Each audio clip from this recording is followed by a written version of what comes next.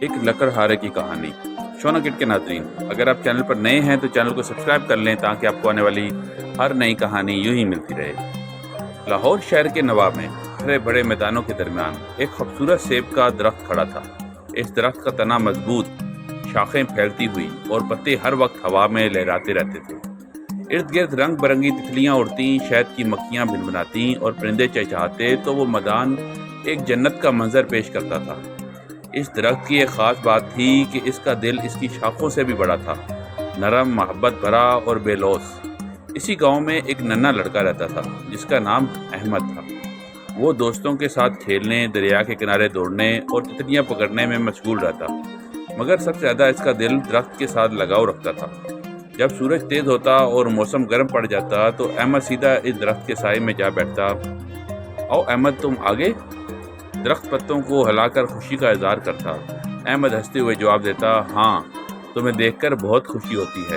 وہ اسے گلے لگاتا جیسے درخت بھی اسے اپنے گلے سے لگا لے گا۔ درخت اسے میٹھے سیب دیتا، شاخوں پر چڑھنے دیتا، پتوں سے کھیلنے دیتا اور اپنی گھنی ٹھنڈی چھاؤں میں سلا دیتا۔ وقت خوشی خوشی بیتتا گیا۔ احمد چھوٹا تھا تو روز آتا، کہانیاں سناتا، کھیلتا، کہکے لگاتا اور کبھی زمین پر لیٹ کر آسمان میں شکلیں بناتا۔ مگر وقت کسی کے لیے نہیں رکتا۔ احمد بھی بڑا ہونے لگا، اسکول جانے لگا، دوست بدل گئے، شوق بدل گئے۔ اب وہ اکثر مہینوں درخت کے پاس نہ آتا تھا۔ درخت اسی طرح اس کا انتظار کرتا رہتا، ہر آہٹ پر خوش ہوتا کہ شاید احمد آیا ہو، مگر پھر خاموش ہو جاتا۔ کئی سالوں بعد ابھی لاہور میں بہار آئی ہوئی تھی کہ احمد دوبارہ آیا۔ اب وہ بچہ نہیں تھا بلکہ جوان ہوتا لڑکا تھا۔ اس کے چہرے پر پریشانی کے آثار تھے۔ "کیا ہوا احمد؟" درخت نے پتوں کو لہرا کر پوچھا۔ احمد نے آہ بھری، "مجھے کالج کے اخراجات کے لیے پیسوں کی ضرورت ہے۔" یہ سن کر درخت بے چین ہو گیا۔ اس نے سوچا اور محبت بھرے لہجے میں کہا، "میرے میٹھے سیب لے جاؤ، انہیں بازار میں بیچو، اس سے تمہاری رقم ملے گی۔" احمد خوش ہو کر پکا سر جھکا کر شکر ادا کیا، سیب توڑے اور شہر کی طرف چل دیا۔ درخت کے ٹوٹتے ہوئے پھل اسے محسوس ہوا، مگر اس کا دل خوش تھا کہ احمد کے کام آیا۔ کافی عرصہ گزر گیا، درخت پھر سے تنا ہو گیا۔ اب اس میں پہلے والی رونق نہیں تھی، پتے کم تھے مگر امید زندہ تھی۔ پھر ایک دن موسم گرما کی شام کو احمد پلٹا۔ اب وہ مکمل جوان آدمی تھا، کپڑوں پر دھول، ہاتھ خالی، نگاہیں بوجھل۔ "اس بار کسی نے پریشان کیا ہے؟" درخت نے دھیرے سے پوچھا۔ احمد نے کہا، "شادی ہو گئی ہے اور اب مجھے اپنا گھر چاہیے، چھت چاہیے، سائے والی جگہ، تاکہ میں لاہور میں رہ سکوں۔" درخت چند لمحے سوچ میں ڈوبا، پھر جذبہ قربانی سے بولا، "میری مضبوط شاخیں کاٹ لو، ان سے ایک گھر بنوا لو، تمہارے دل خوش ہو جائے گا تو میرا وجود کامیاب ہو جائے گا۔"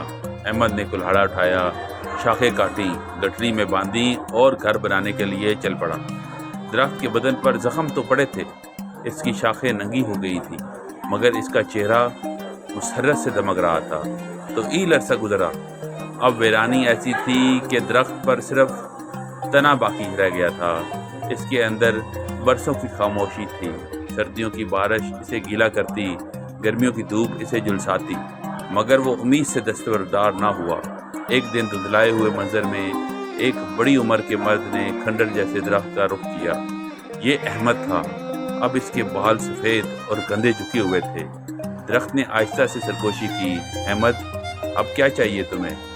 نہ میرے پاس سیب ہیں، نہ شاخیں، میں تو صرف ایک بوڑھا خشک تنا رہ گیا ہوں۔"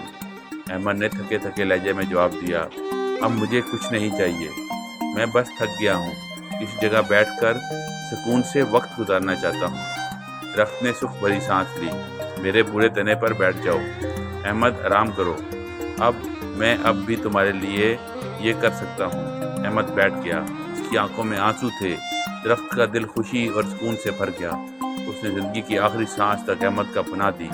وقت گزرتا گیا، اب وہ تنا اپنی آخری سانسیں گن رہا تھا۔ ایک دن لاہور کی ایک چھوٹی سی لڑکی عائشہ اور اس کا چھوٹا بھائی حسن قریبی آبادی سے کھیلتے کھیلتے وہاں پہنچے۔ حسن نے بوڑھے تنے کو دیکھا اور کہا، "یہ درخت تو بہت پیارا لگتا ہے، ہم اس کے قریب بیٹھ کر کھیلیں۔" درخت نے نہایت کمزور مگر خوشگوار آواز میں سرگوشی کی، آؤ میرے بچوں میری کہانی سنو اور پھر سے مجھ سے خوشی بھرو۔ عائشہ نے کہا ہم ہر روز آئیں گے۔ درخت کا دل جی اٹھا، گرچہ اس کے پاس دینے کو کچھ نہ تھا لیکن محبت ابھی بھی بے شمار تھی۔ بچوں نے اپنے دوست کو بھی بلایا۔ جلدی وہاں بچوں کی ہنسی اور گونج دوبارہ سنائی دی۔ تتلیاں واپس آئیں، پرندوں نے گیت گائے اور شہد کی مکھیوں نے پھر سے گھونسلے بنائے۔ درخت نے اپنی زندگی کے آخری باب میں یہ جان لیا تھا کہ اصل خوشی لینا نہیں بلکہ دینا ہے۔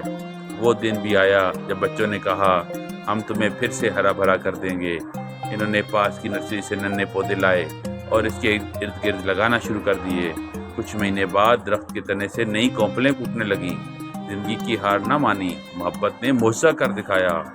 کافی وقت کے بعد یہاں ایک خوبصورت باغ بن گیا جس کو لوگ باغ محبت کہنے لگے۔ لاہور سے لوگ اس باغ کو دیکھنے آتے، وہاں تصویریں بناتے اور بچوں کو سکھاتے کہ محبت، قربانی اور سخاوت کبھی ضائع نہیں ہوتی۔ عائشہ اور حسن بڑے ہو کر بھی اس جگہ کو سنبھالتے رہے۔ احمد کی اولاد اور نئی نسل بھی اس جگہ کو دیکھنے آتی اور سب یہ سبق ملتا کہ دینے والا دل سب سے قیمتی ہے۔ شونا کڈ کے ناظرین، اس کہانی سے ہمیں یہ درس ملتا ہے کہ محبت کبھی خود غرض نہیں ہوتی، وہ قربانی مانگتی ہے لیکن بدلے میں دلوں کو خوشی، سکون اور برکت سے بھر دیتی ہے۔ ایک درخت، ایک انسان اور ایک رشتہ بھی دنیا کی داستانوں میں سب سے خوبصورت کہانی بن سکتا ہے۔ شونا کڈ کے ناظرین، اگر آپ کو کہانی اچھی لگی ہے تو اس کہانی کو لائک کریں اور اس کو اپنے دوستوں کے ساتھ بھی شیئر کریں۔ کل ملتے ہیں ایک نئی اور خوبصورت کہانی کے ساتھ، تب تک اپنا خیال رکھیں۔ اللہ حافظ۔